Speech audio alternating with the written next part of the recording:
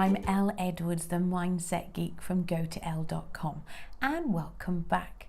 Now, in today's episode, we are thinking about focus. Now, I feel like this should come with a caveat because yes, I do love to have lots of different things on the go, as well as being your mindset geek, as well as being your get stuff done coach. I'm also a fiction author. My dad would say, yeah, you haven't written much fiction this year, Elle. Okay, I've only published one novel this year, but it's still a work in progress. It's still one of those things I love to give my focus to. I've got children and pets, and I'm a school governor, and there's lots of things going on. Much like you, I imagine, we all have lots of demands made upon our time. And it's not like we can put life and business into separate boxes. Sometimes the two intertwine.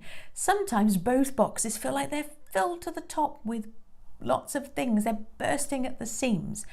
So how do we balance the two? How do we manage to focus so that we get stuff done and yet still have all these different interests? And it can sometimes feel like a bit of a juggling act. And when you hear this advice from people like me who start out by saying, in order to get stuff done, you have to focus. And it's true, you do.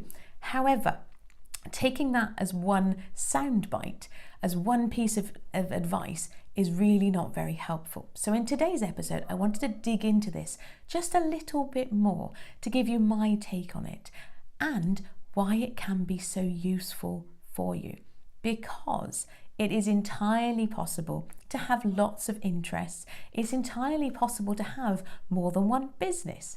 Okay, candidly, my author business, my fiction business, is not a full-time income yet. It's my retirement plan. Eventually, one day when I'm really old and wrinkly and decide I don't want to show up in the internet anymore, by then I will have written loads of really popular fiction books and I'm going to live on the royalties while I write some more. That's my long-term plan. But right now, yes, it's a business, but it's not really earning very much money because I don't have enough books out there yet. I don't really even publicise the fiction all that much because my focus right now really is on the mindset work. But there's that word, focus. So here's the thing. Where you put your focus, where you allow your brain to wander most often, those are the things that will get done. And it does come back to my favourite thing ever, the reticular activating system. Because the stuff that you ponder on, the stuff that you give thoughts to, your brain will filter those things in because it will decide that it is important. I think it's no small coincidence that right now I'm not writing an awful lot of fiction. I have a book called Danielle that will be out by Christmas, and yes, it will be done. But my main focus right now, as I mentioned, is the mindset work. So I find it no small coincidence that my brain is not throwing lots of different plot ideas at me. Whereas earlier in the year and at the end of last year, I could hardly walk down the street without going, oh, that would be a really good idea. And what about that? Because at that particular time, my brain knew that Charlie Diamond, my alter ego private investigator, my brain knew that was important, that was the stuff that I needed to have filtered in. And so it just came in. And the same is true for you. Now, this is why focus and choosing on a day by day, week by week, even quarterly at a time, choosing where to put your focus is really important, because then it will signal to your brain and your brain will help you out. And at the end of the day, who doesn't want to have their brains helping them get this stuff done? I know I do, that's for sure. So how do you choose where to focus? And how do you juggle these two different ideas? And I've kind of hinted at it already. You can have lots of interests. You can have lots of things that light you up and lots of things you want to do. But what I wanted to encourage you today is to think about, for this month or this quarter, what is the one biggest thing that really needs your focus? What is the one thing that if you allow your brain to go there more often, so your brain helps you out, what is the one thing that will make the biggest difference in your life and your business for this month and this quarter? That's where I would encourage you to put your focus. And by looking at it that way, is by looking at it as a focus on one thing for now, you're not denying those other parts. You're not saying, nope, I'm not going to write fiction ever again. If you said to me, you cannot write fiction ever again, Elle, you've got to pick one thing, I really couldn't do it. Genuinely, it would be impossible for me. And I'm sure the same is true for you. even if you're the kind of person that is pretty steady and focusing their attention a lot of the time, you'll still have other interests because we're multifaceted, well-rounded people. We're not two-dimensional characters lifted out of a picture book. You've got lots of interests. And so it is entirely possible to juggle all those things, but you want to pick where your focus is going to be for now. And like I say, it allows you to have these other interests and to feel like you're not denying those other interests. You're just putting them to one side for a little while.